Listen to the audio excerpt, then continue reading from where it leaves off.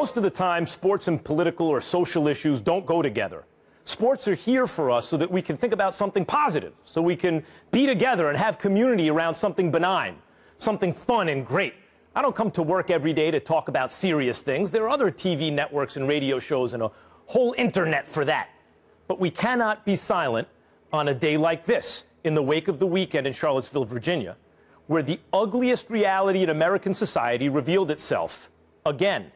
When we talk about issues like Colin Kaepernick's national anthem protest and the issues it brings up, when we recall what ended Donald Sterling's ownership of the LA Clippers, whenever race relations and tolerance are subjects in the sports media, we owe it to each other as Americans and as human beings to think about what went on in Charlottesville, where white supremacists came out in plain view to protest the removal of a statue commemorating a defender of racial subjugation and slavery.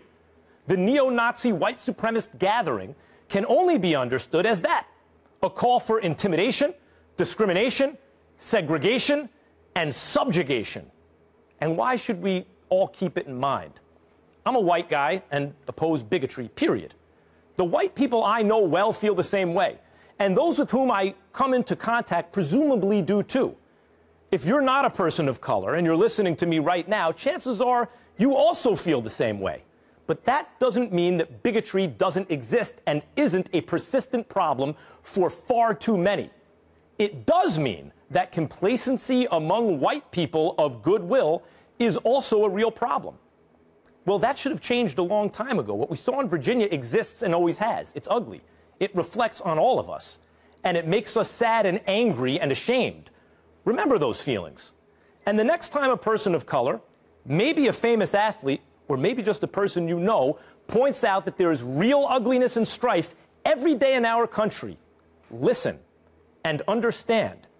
And when we hear it or see it in our daily lives, we have to call it out, to denounce it, to be aggressive about it. You don't have to like Colin Kaepernick. You don't have to support LeBron James when he makes public statements on issues like the killing of Trayvon Martin or believe that Donald Sterling had to go. But we all have to come to grips with reality and respect hard, ugly truth when we hear it and do what we can to make it better, regardless of our race or color or politics. All of us who are lucky enough to live in America.